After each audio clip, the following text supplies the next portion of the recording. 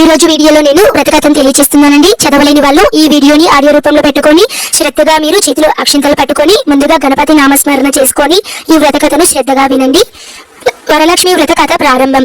నైమిషారణ్యంలో సౌనకాది మహర్షులను ఉద్దేశించి సూత మహర్షి ఇట్లు చెప్పుచున్నాడు. మునులారా, స్త్రీలకు సౌభాగ్యదాయకరమైనటువంటి వ్రతమును ఒక దానిని పరమేశ్వరుడు పార్వతీదేవికి తెలియచెప్పాను. లోకానికి ఉపకారమైనటువంటి దానిని నేను మీకు వివరిస్తాను, శ్రద్ధగా వినవలనని సూత మహర్షి పలికెను.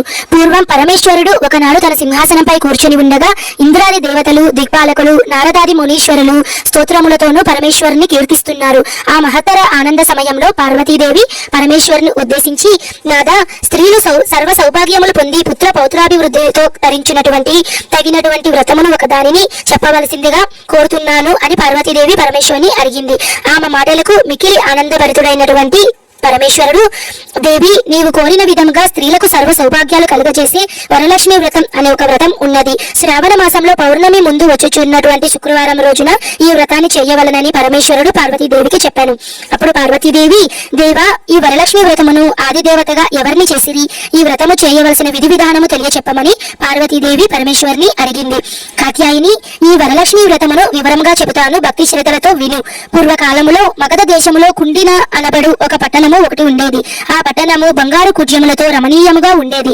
ఆ పట్టణములో చారుమతి అనబడు ఒక బ్రాహ్మణ స్త్రీ ఉండేది.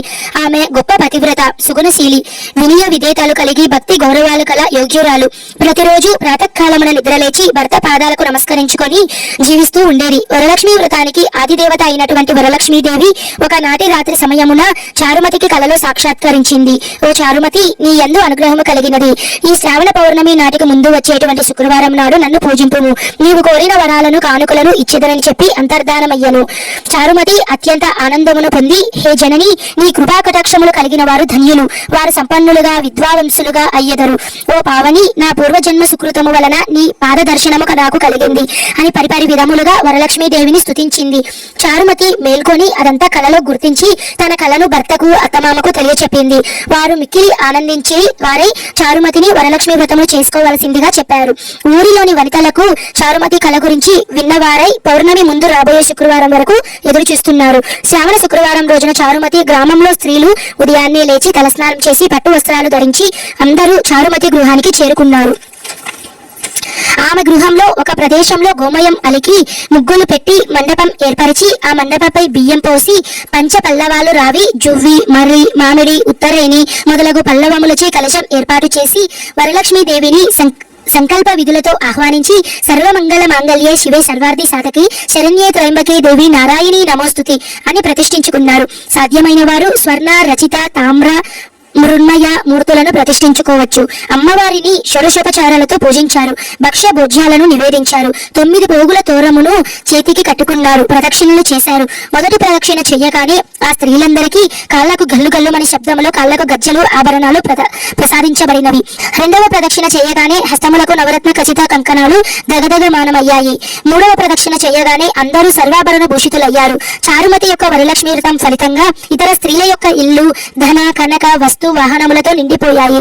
ఆయా స్త్రీల ఇళ్ల నుండి గజతులుగా రథ వాహనాలు వచ్చి వారిని ఇళ్లకు తీసుకుని వెళ్ళాయి. వారంతా మార్గ మధ్యలో చారుమతిని మిక్కిలి పొగుడుతూ ఆమెకు వరలక్ష్మి కళలో సాక్షాత్కరించి అనుగ్రహించగా ఆమె వరలక్ష్మి వ్రతంతో తామందరినీ మహద్భాగ్యవంతులను చేసిందని పొగిడిరి.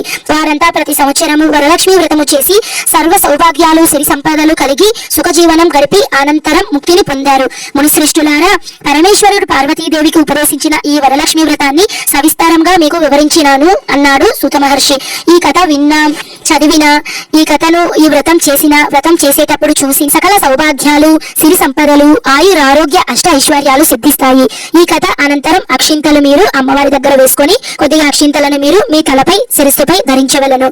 ఇంతటితో శ్రీ వరలక్ష్మి వ్రత కథ సమాప్తం.